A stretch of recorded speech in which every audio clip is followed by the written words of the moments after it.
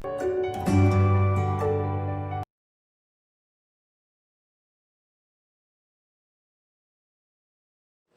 morning, students. Welcome to Triveni Memorial Senior Secondary School online classes. Students, today we are going to study one of our another chapter from class 7 in history.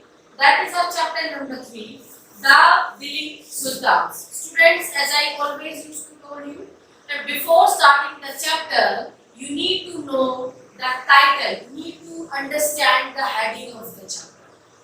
If we talk about recent era, then what we can say, what is Delhi? Delhi is the capital of India. In the same way, as Delhi is an important area, important commercial center for India today, in the same way, in the earlier time also, Delhi was very important place for all the dynasties, for all the kings. Then comes the word sultans. What do you mean by sultans? Sultans means rulers, emperors. So in this chapter, we are going to study about the various rulers, about the various emperors who ruled Delhi at a particular time period. Now see students, what is explained here. Let's see. Firstly, I told you that right now also Delhi is capital of India. We will study under whom Delhi became the capital first. So we will say that under the Tomara Rajput, Delhi became first capital under Tomara Rajputs. Then after some time, what happened? Chahamanas. What are these Tomara Rajputs? Chahamanas. What are these? These are various dynasties. After some time period, Chahamanas attacked Tomara Rajput and captured Delhi from them and became the ruler of Delhi. As I already told you, why all these rulers were focusing on Delhi? Because like today only, at that time period also, Delhi was one of the important commercial center. Now see students, wherever you listen the word commercial, it always represents trade, means buying and selling of things. All sort of important trading activities used to take place at Delhi. That is why all the sultans, all the rulers were interested in capturing Delhi. So firstly, Delhi was capital under Tomara Rajput, and after some time, Chahamanas or Chauhans attacked Tomara Rajput and captured Delhi under them, and Delhi became important commercial place where all the trading activity used to take place. And as Delhi is an important place, all sort of important buildings were present in Delhi. For example, if we talk about today, whether our Prime Minister is addressing us something, or Prime President is saying something, from where they used to represent us? From the Red Fort. Now the question is, where this Red Fort is present? It is there in Delhi. In the same way, all sort of important construction, all sort of important buildings were present in Delhi, like temples, mosques, gurudwaras, etc. Now what will happen?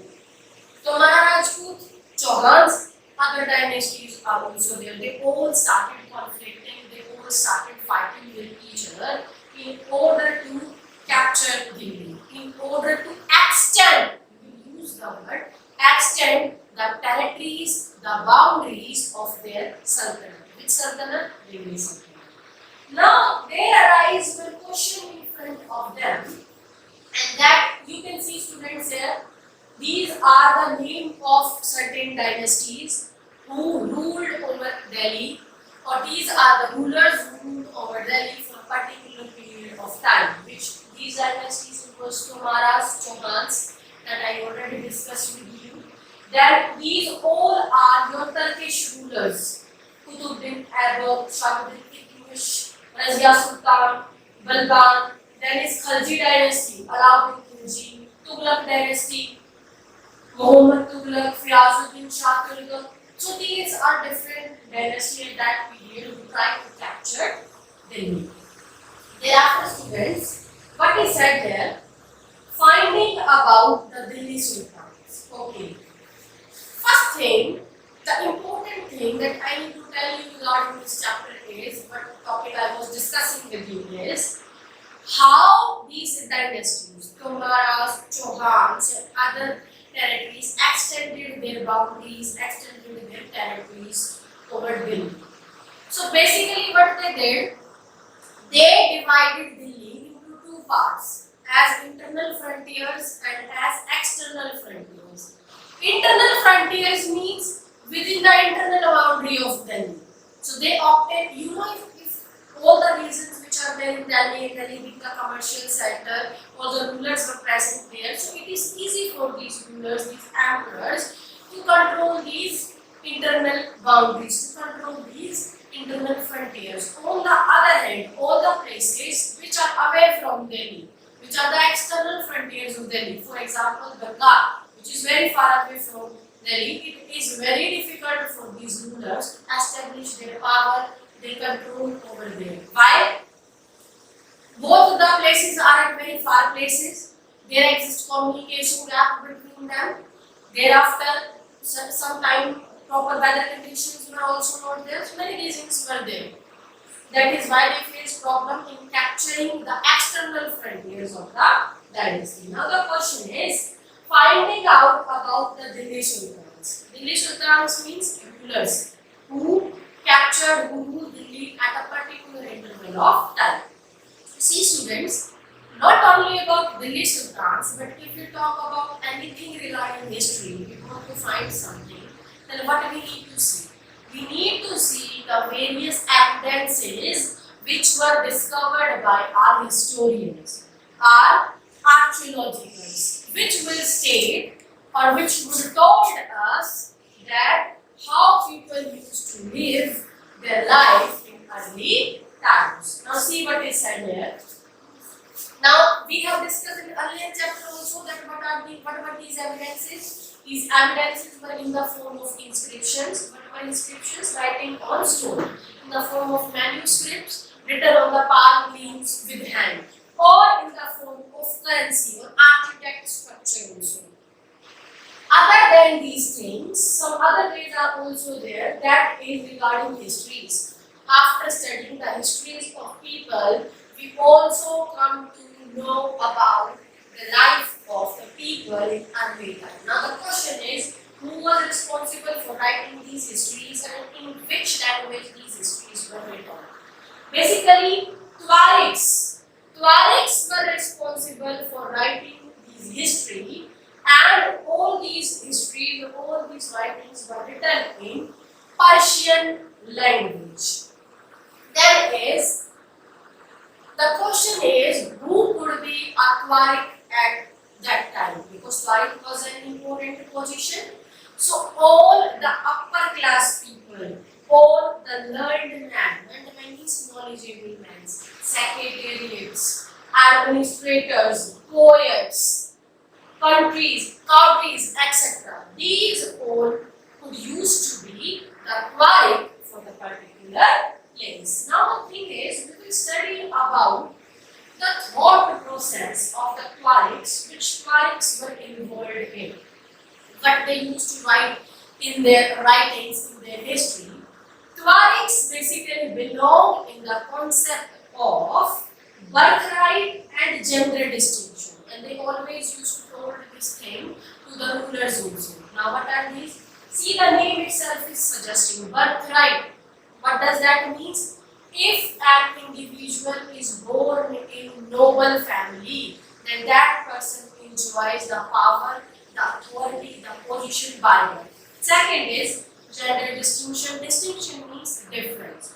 Tuaregs believed in gender discrimination. They always believe that equality concept should not be there and women must not be given any sort of powers.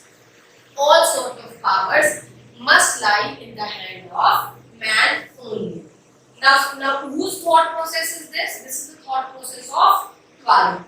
Now what is said here, I give you in in that chart I show you they belong to different dynasties. Regarding gender discrimination, one example is given here regarding Razia Sultan, where Razia Sultan was a lady and she was very prominent, very knowledgeable and efficient enough to handle her kingdom.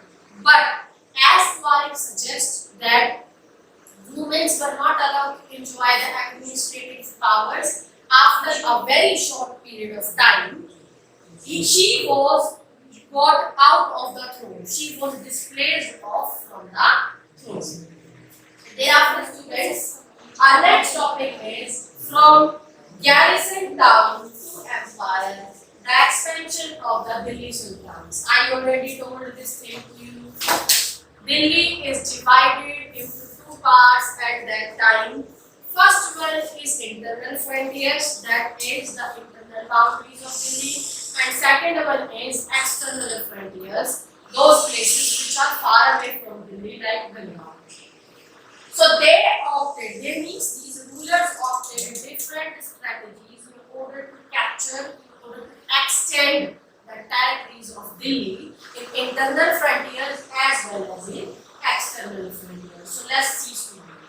Firstly, what said, all these sultans started controlling hinterland. Now the question is, what are hinterlands? Hinterlands are the city, are the areas which are adjacent, which are surrounded or nearby to the cities, and where all and goods and services can be easily served. See, if you want to rule a particular region, the hinterland or the central position is under your control, it would be easy for you to rule that particular place. That is why these Delhi sultans control the hinterland. And secondly, they also controlled the garrison town. Now the question is, what are garrison towns? Garrison towns are fortified towns. What do you mean by fortified? A town which is completely surrounded by various forts. Again, this is an important way if they want to capture Delhi, because if they are living in a place where all around forts are there, what will happen? In the situation of war, or if their enemies used to attack them, they have this power that with the help of these forts, they can protect themselves.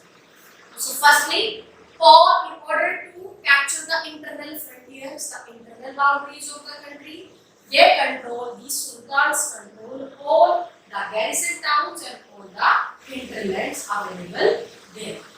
I already told you what were internal frontiers, what were external frontiers that were away from Delhi, and why, like Bengal, and why our rulers were unable to control these external frontiers because of many reasons, because of communication gap, because of low weather conditions and many other reasons. So they opt different strategies to capture the external frontier as well as the internal frontiers. Now what they said, listen here. Firstly, campaigns along the internal frontiers were set up, and these campaigns involve military powers or all sort of authority in their hand. They started campaigning within the internal boundaries of Delhi. Why? In order to get Delhi in their control, in order to get the internal frontiers of Delhi in their control. So what they did? Now if they are campaigning, obviously they need space, and if they need space, they have to arrange it. So how they arrange the space for these campaigns? They cleared the forest areas, they used to gather there, arrange themselves, and Ganga Yamuna Dock is also one of the places where the hunter-gatherers were there. They collect themselves, gather themselves also along with them, and started campaigning so that they can capture the internal frontier of the country. What they did for internal frontiers, they captured hinterland, they captured garrison town, they started campaigning by arranging lands for themselves, by joining all the hunter-gatherers, all the tribal groups along with themselves. and even the peasants or the agricultures were also engaged with them in order to seek the power. Now these are the steps taken by them in order to capture the internal frontier of Delhi. Now the second is regarding the external frontier, which is very important. Internal boundaries, internal frontiers are within the area, within the boundary of the rulers, easy for the ruler to capture these areas. But if we talk about external areas, as I give you the example of Bengal, it is very difficult to capture external frontiers. So what they did, they arranged military organization, military expeditions for themselves.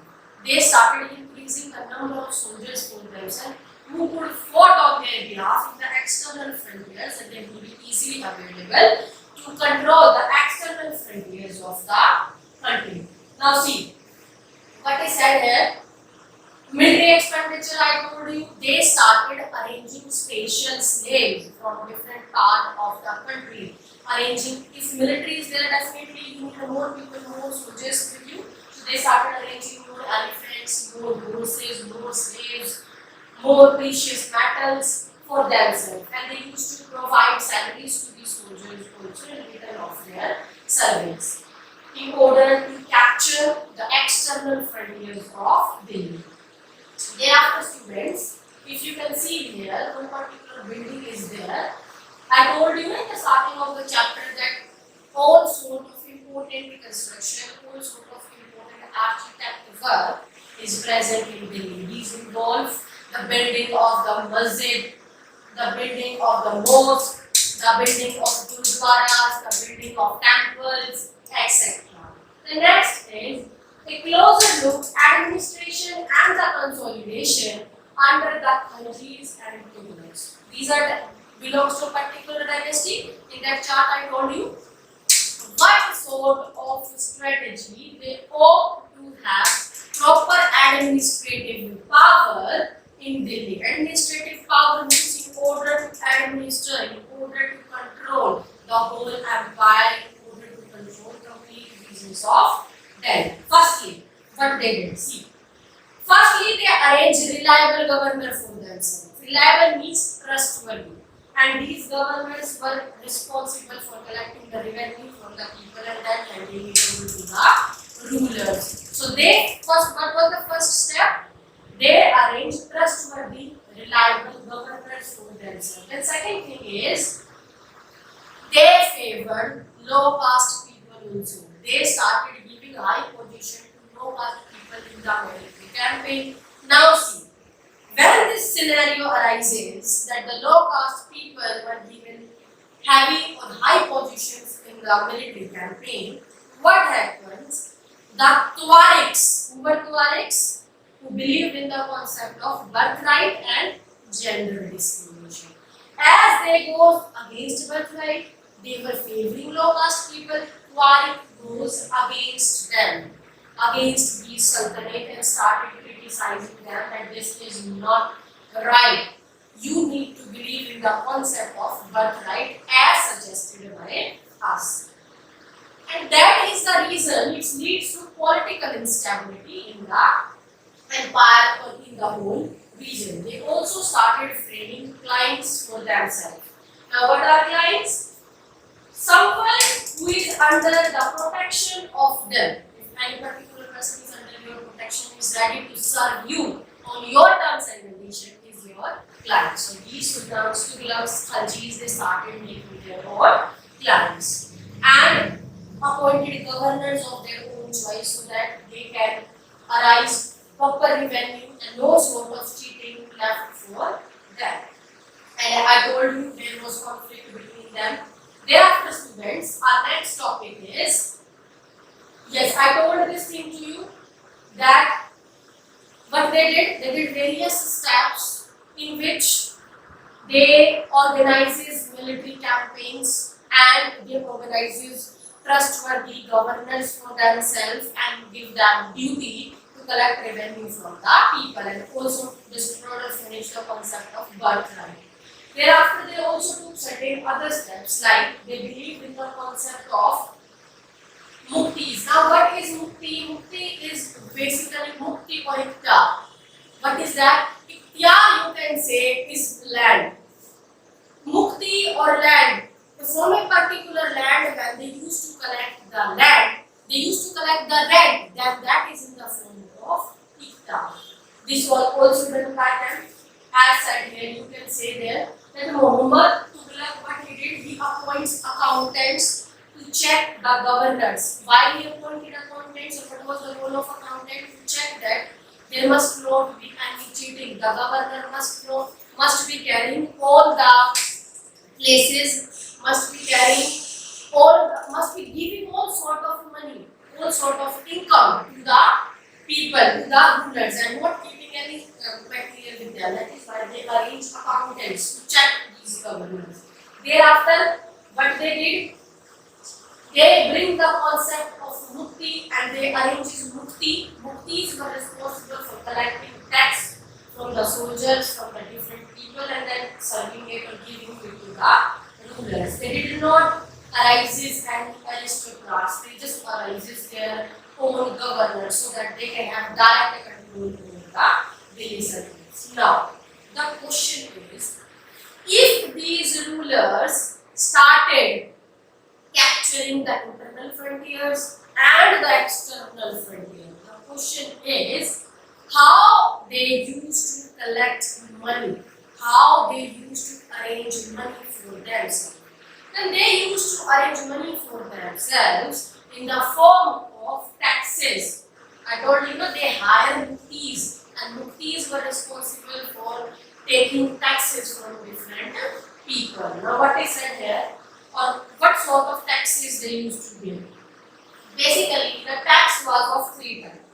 Firstly, the tax was imposed on a particular type of crop, that is kharij crop. On kharij, kharij crop are grown in a particular season. So all the kharij crops, 50% tax. If they grow, suppose 100 kharij crops, so out of that, 50 they need to submit as tax and 50 they can keep themselves in the form of tax. The next is on cattle and on horses. If people were having cattle and horses, then on that also they have to pay the taxes. The next is, I told this to you that it is very difficult for these rulers to capture the external frontiers of Delhi, like the region of Bengal, which is very far away from the internal boundaries of the country. So what they use, they arranges more chieftains, more trees, and more tax, and arrange different sources to have more power, more authority, more resources in their hand. Now what is said here, sometimes some rulers like Alauddin Khilji and Muhammad Tughlaq, they force their control over a particular area, but that control is for a short period of time. They capture the area, but after some time, as that area is important, some other dynasty used to attack them and they lost control over that dynasty. So that control was for a very short period and short duration of time. Now what is said that examples are given here regarding Mongols dynasty. Under Mongols dynasty, a very famous ruler was there named Genghis Khan. Genghis Khan attacked northeast Iran and captured all sorts of important metals in the form of gold, silver, currency from there. He captured all that material from northeast. Thereafter, we talk about Alauddin Khilji and Tughlaq. Now, what he did? Why Genghis Khan was successful in capturing that huge amount of wealth? Because he bought some of the concept from Muhammad Tughlaq and some of the concept from Alauddin Khilji. Whatever is best in both their strategies, and thereafter he dealt with that. Now, students, as I already told you, that Genghis Khan adopted certain methods of Alauddin Khilji and certain methods of Muhammad Tughlaq. Now we will study what sort of strategies they used to opt. Now, firstly, under Alauddin Khilji, Delhi was attacked twice, 2 times, and that is why he arranged standing army, huge army for him. And if we talk about Muhammad Tughlaq, that the Sultanate, the Delhi Sultanate was attacked in the early years, the starting years, and that is why he also arranges the standing army for himself. That is, Alauddin is he constructed new towns. He did not make any, you can say, disturbance in the existing towns. No. All the existing towns were going on in the form as they were. He constructed new towns, and one among them is Siri.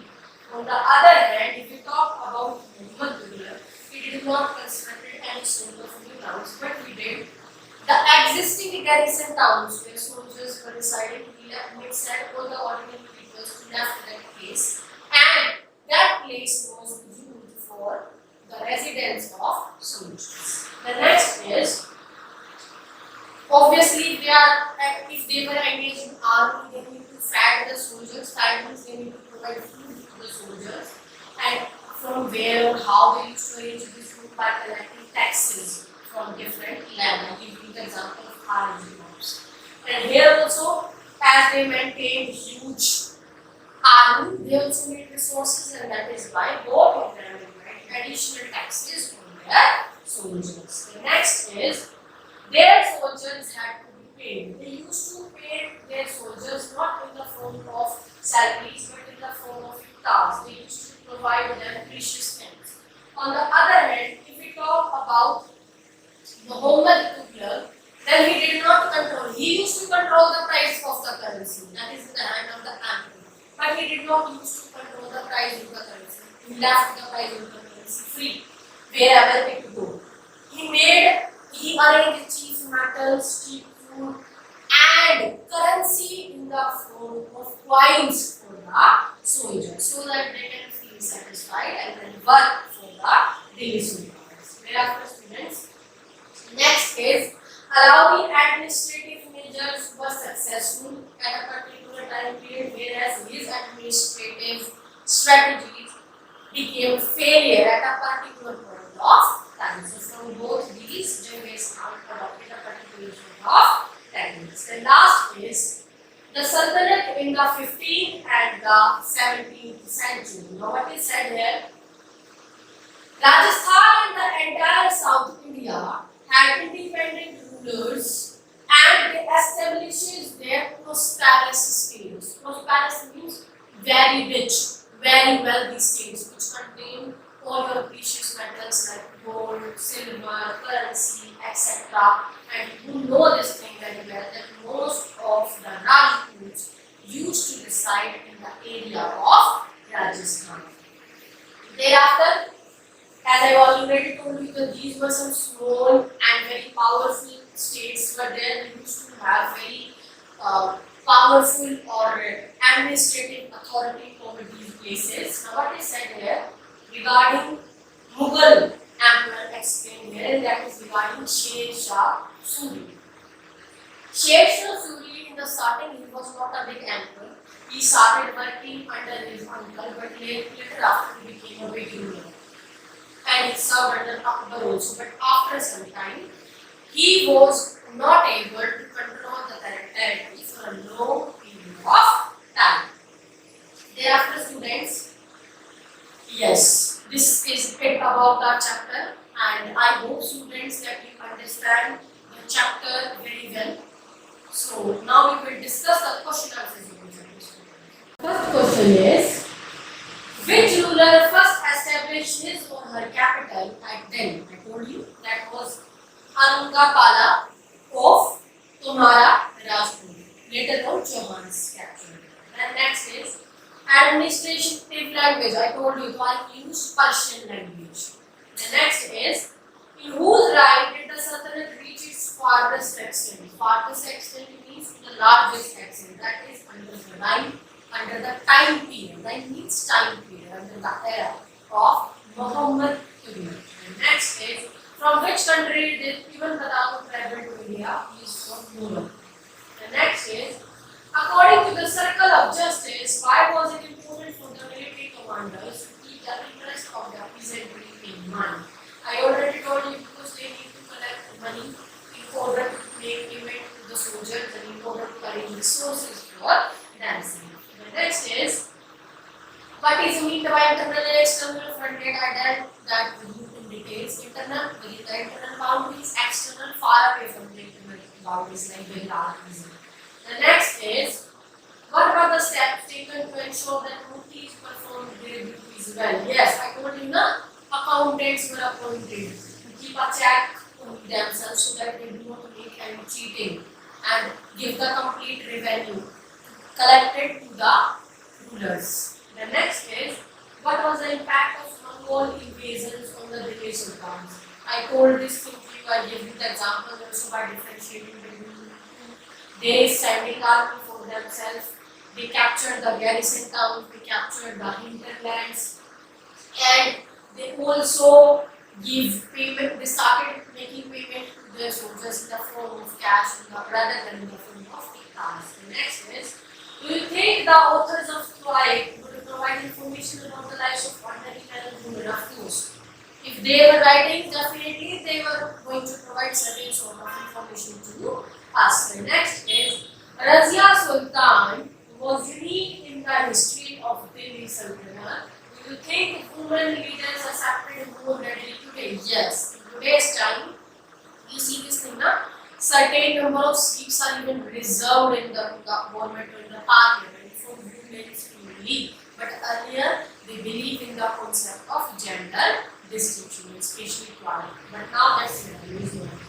Next is, why were the Delhi Sultans interested in coming down for us? And I have already told you because they have to gather there and start campaigning. For campaigning, they need the land, arranging the soldiers to get the tribal groups will dance. That is why they clear the land. So students, that's it about our chapter. I hope you understand the topic very well. Thank you.